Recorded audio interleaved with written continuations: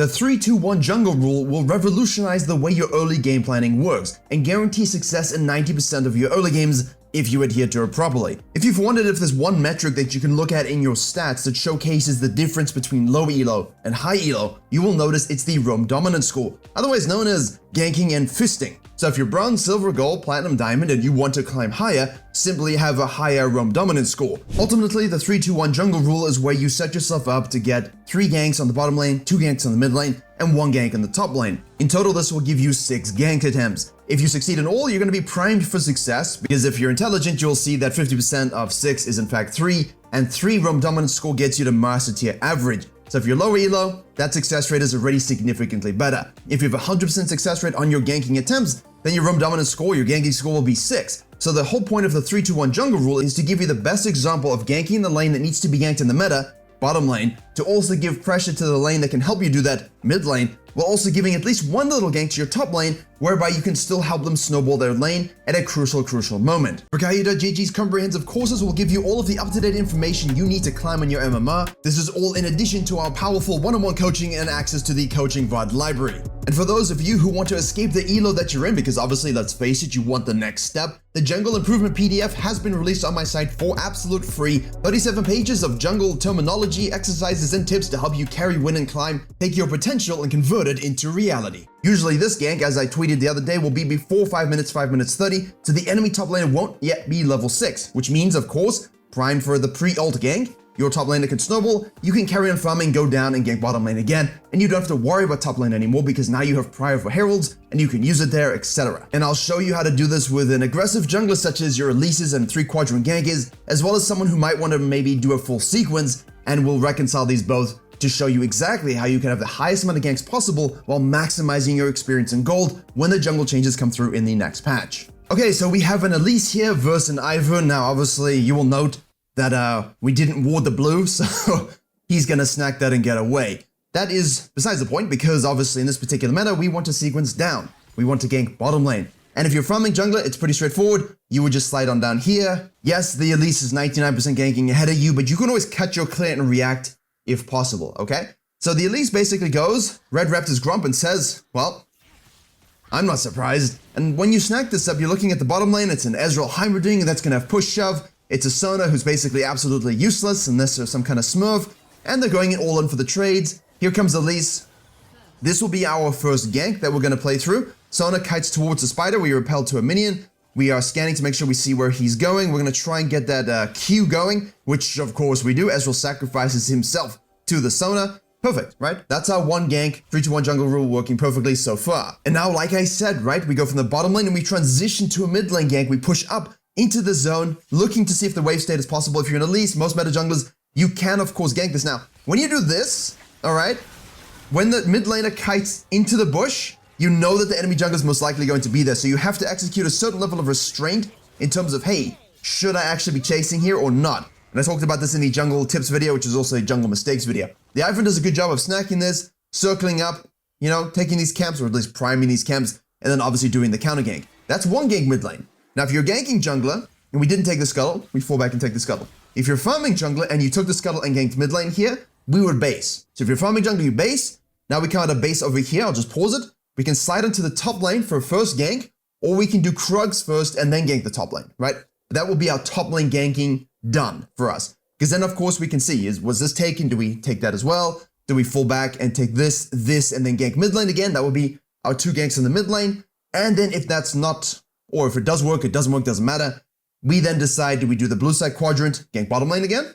Or, hey, bottom lane's really pushed up. Let me just slide on down and gank this again as well. And then I can fall back to my blue side quadrant, reset, then out of base, leave the base for the dragon, swapping the sequencing, you gank bottom lane a 3rd time. So that would be 3 ganks bot, 2 ganks mid, 1 gank top lane by 10 minutes, 6 attempts as a farming jungler while still getting your camps. So hopefully you followed that, and again, that was covered in the Zyra example in the video previously. Links below. I don't want to repeat myself and show the same game, but hopefully those of you who haven't seen that understand what I'm saying here. We finished up our blue quadrant, now we're going to go back to base. Except we see something in the bottom lane here, and we say, oh, wait a second.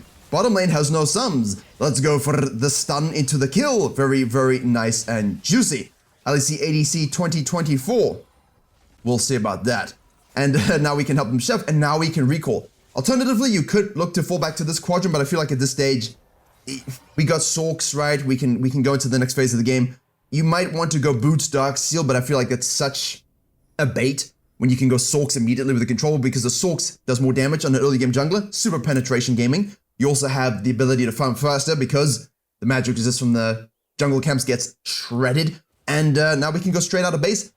Do we gank a lane? I think we should. We can look for that. Is there a lane to gank? Nope. Okay, I'll do a camp, right? So this is how we're thinking. Now here, obviously, there's a ward. We walk over a ghost power and go, well, they saw me, I guess. So I have no choice but to do the camp. We can see it from that. They were pinging it on the blue side.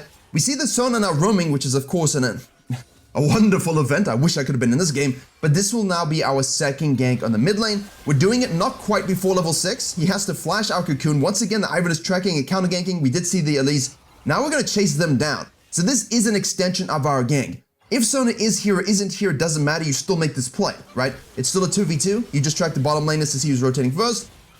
And we get the Q into a W, and that's a dead mid laner and a dead jungler. Now we're going to chase down the Heimer. Just be careful not to be baited. Restraint, guys. If you are a jungler in low elo that's like, hey, let me keep chasing. Restraint. Doesn't mean no, don't chase. It just means restraint. Should I, can we, will I, what's going to happen if I, right? And the Elise goes, okay, look, there's a turret, Heimer turret, and a turret. To dead, I'll just take a dragon. I'll take an objective. So this kill conversion ratio stays true. We almost made that the third gank on the bottom lane already. If you can get more ganks, you get more ganks, right? If more ganks present themselves, you take them. This is only a framework to say, listen, if I review my games 10 to 12 minutes, do I get 3 ganks on the bottom lane, 2 ganks in the mid lane, and 1 gank on the top lane? Do I? Is it possible for me to do that? Did I miss opportunities before I fell back to my camps and things like that? Ivern takes the Scuttle Crab, well, thinks he's going to take the Scuttle Crab, charges it up, and Elise is like, you left something, guy. I'm going to snack this if you don't mind.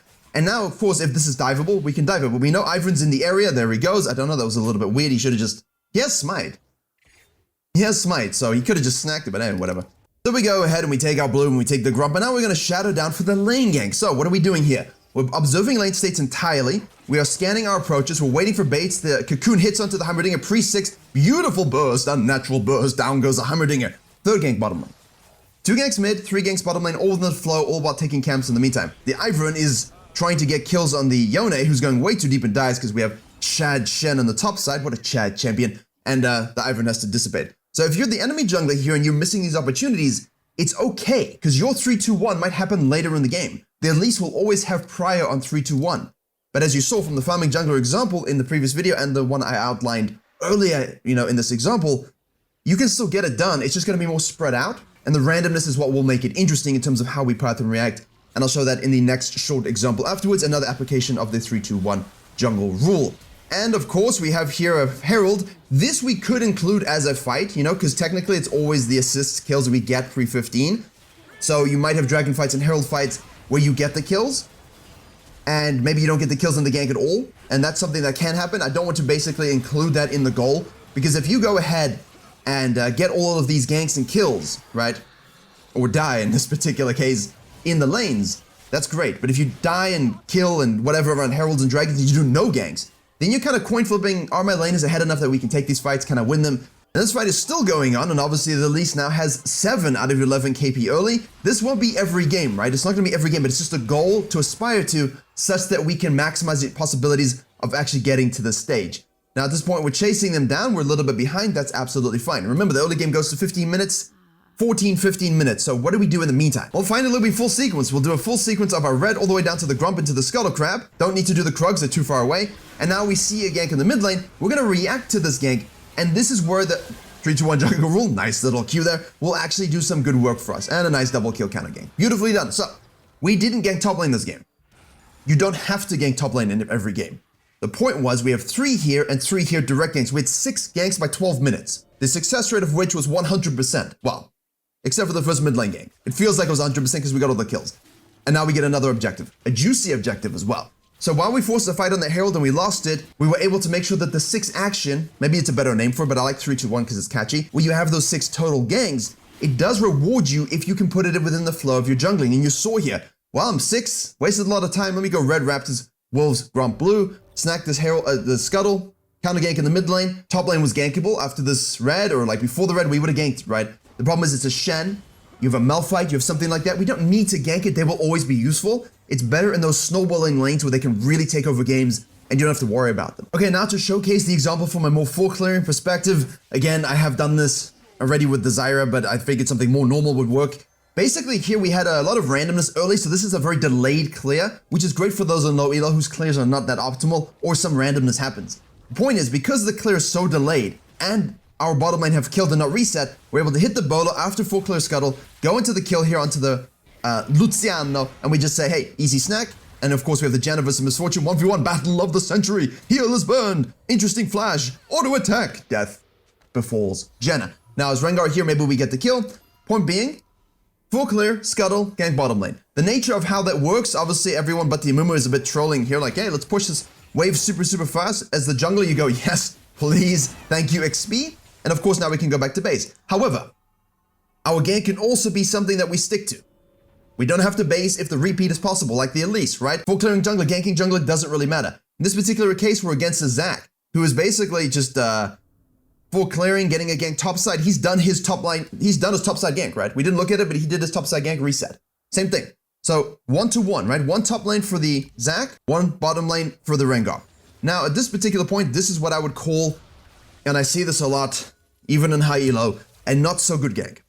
Because we know the Zac started bottom side, he's going top side, he's resetting, he's coming to the bottom side for Krugs and Raptors. If we go for this, and we don't execute it, we're gonna be in a bit of a bind. But the Janna turns back in for some reason, and the Rengar's gonna reposition, little auto attack, and now we can just bounce. Let the Amumu die. Obviously be wary of the Zac showing up here. Now this is the randomness, right? If the Zac doesn't show up here, you're like, where is he? Is he going top lane again? And that's something that you can always reconcile pretty easily. You know, but in this case, I don't know what he's doing. I don't know. I've had some really weird power things in my scouting lately. I don't know. People think spam ganking.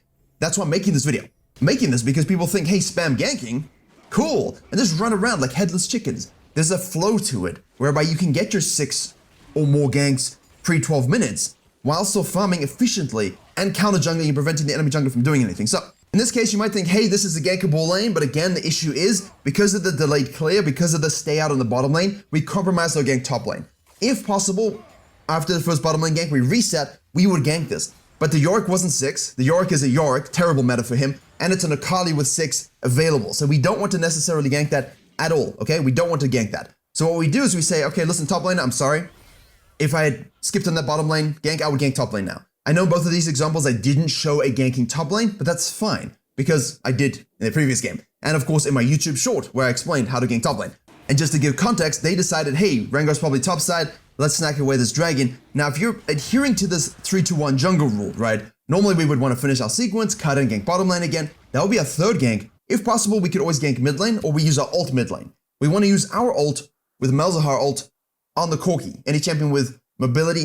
So you've got to reconcile your laner matchups with your jungle kit and your level 6 spikes. Okay, so it's not a straight cut and paste, hey guys, 3-2-1, no flexibility. Your ability to be flexible with your ganking power thing is what will make it work well. Just keep track of the number in your mind, and if you have to sacrifice one of the ganks top lane, the only gank top lane, with mid and bot, perfect. So we see it here, obviously we're very nowhere near 6, actually.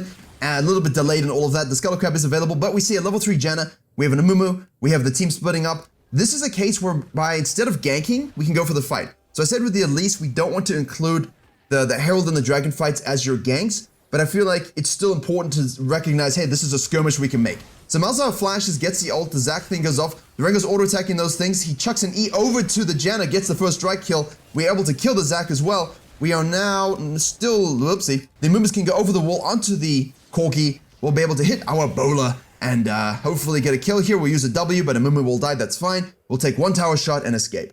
So 5-0-0 in 7:28 minutes, okay? With 2 ganks bottom lane, we can include that dive as 1 gank mid lane because it was, in theory, a gank mid lane. Just sure, a continuation of the gank or the fight from the jungle, but the point is we were in the lane. So some random stuff happened and they all died, like the bottom lane went top fisting, but I want to keep this short and sweet. So, you know, he died, Mumu died, tragedy. Outside in roll, we go to the base, we come down to the bottom side. We don't go top side because there's no red, we know it was stolen. We get 6. And now we want to do our second gank in the mid lane. When we have ultimate, we have the Malzahar with his ult here, so we want to chain these things together. We're going to go in, We're gonna hit that. We missed the bowler. Doesn't matter because we have suppression and of course an auto Q for the finish. So don't worry about hitting your spells. In that case, I think in both games you're noticing. Ah, Carly, welcome. So that's why you gank top lane, to prevent this, right? So the Zac did his one gank top lane. The difference is the Zac didn't gank the other lanes at all. So he did the jungle 1 gank top lane rule instead of, thinking about the extension of what his top laner could do. The Rengar in this case is still 620. It's still very good, and obviously now you do your quadrant clearing, right? We do this, our ult is up, we go back in here. The Corki is going to die, so we'll just jump on the Janna here. We get knocked up with a tornado, we can flash there, make sure we get that kill as well. So now that's a 7th kill. So you're noticing when you put it into your mind, specifically early, to get 3, 2, 1, typically you will always find yourself getting +1 here, +1 there when you rotate and sequence your camps in between those ganks. The downside is you leave top lane on an island, but if it's a Yorick and Nasus, sometimes that is the better way to play the game. And here now we can move on up. The early game's ending already because we've pushed it forward. We're living in their jungle now. So what will happen is you can just snowball this lead as per normal. Hopefully you enjoyed thinking about the 3-2-1 jungle rule, and hopefully you can apply it to your games. An easy framework typically will always get you fed if you make sure you're farming as well at the same time. And if you do want to understand the 9 best ways to fix your jungling, the best tips to have for this season, and all the concepts that are used in this video to extend yourself to a win, click the video in the box on the top right.